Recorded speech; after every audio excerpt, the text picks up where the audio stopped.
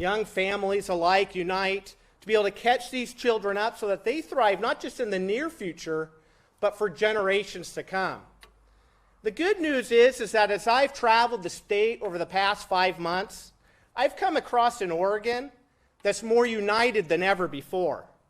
You see, we're all frustrated with the remarkable failures of our state government at every level. And these problems, they're not exaggerations or isolated incidents. Our city parks and sidewalks have become savage enclaves of addiction and vagrancy. Our education system is force-feeding our children a menu of progressive optics instead of preparing them for the real world. For the kids that fall behind, instead of rising them up, we have simply lowered the bar.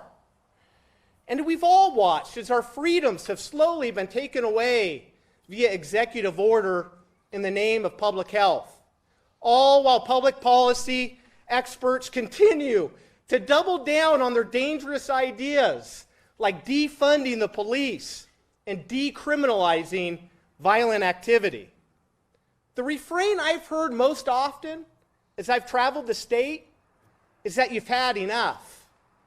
Today I'm joined by Main Street small business owners and parents alike who've had enough. I also have had enough. It's time for action.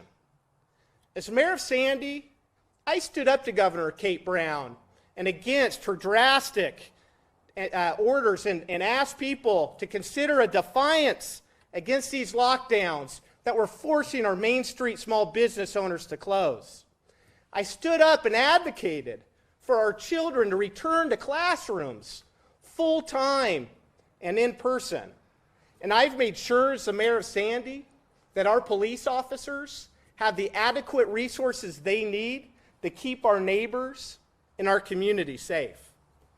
As I look around at my hometown of Sandy, I can still recognize the Oregon from my childhood, and I still believe in it.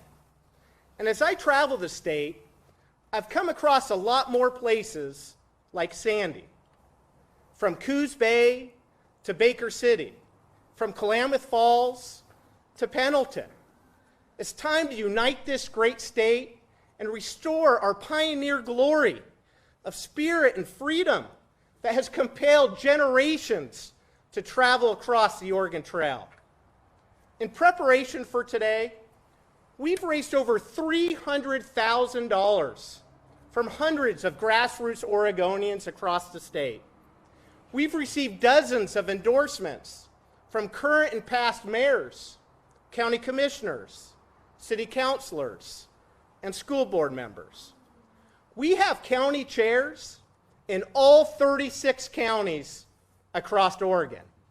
Your support has been overwhelming, and it's time to make it official. Today, what began in a room full of shuttered Main Street small business owners, and later joined by parents and neighbors alike with a variety of backgrounds, into an alliance of Oregonians who wanted to stand up and fight back, and grew into a movement that brings us here today. Today, I officially announce my candidacy to be the next governor of the state of Oregon. We will return the rule of law back to our cities. We will defend our constitutional rights and end the onslaught of executive orders. We will clean up our streets and hold criminals accountable. We will show gratitude to our Main Street small business owners and remove the painful and arbitrary rules and restrictions that have forced them to close.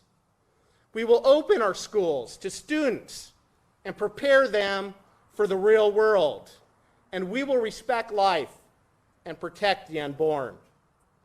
And we will enact policies that will make Oregon affordable again. And we will never apologize for being the greatest nation in the history of the world.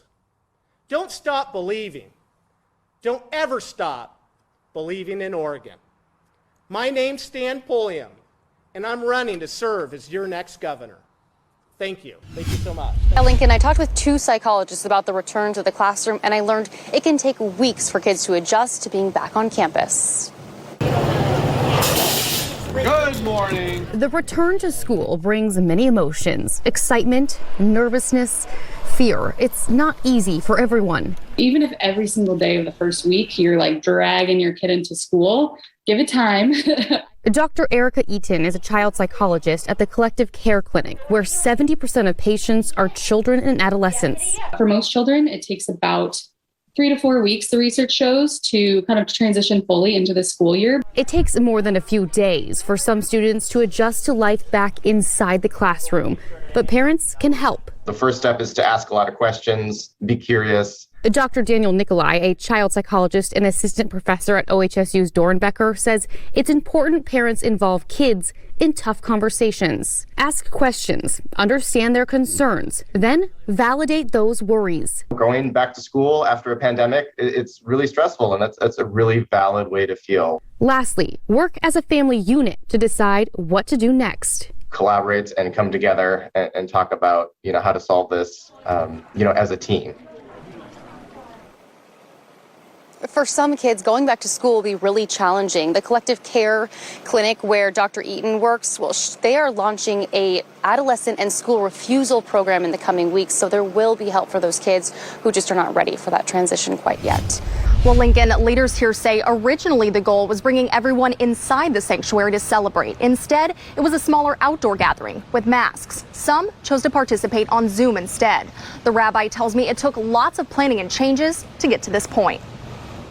So the bracha, the blessing, is Borei Peri Ha'etz. For Beth Israel congregation, Rosh Hashanah started online Monday evening.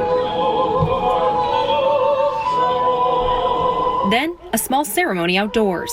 Rabbi Michael Kahana says they'll continue to adapt through the high holidays this fall. We're going to be flexible. We're going to see what the realities are, see what the numbers are, see what the Oregon Health Authority is recommending for us. But I'm anticipating we will likely be outdoors for Yom Kippur as well.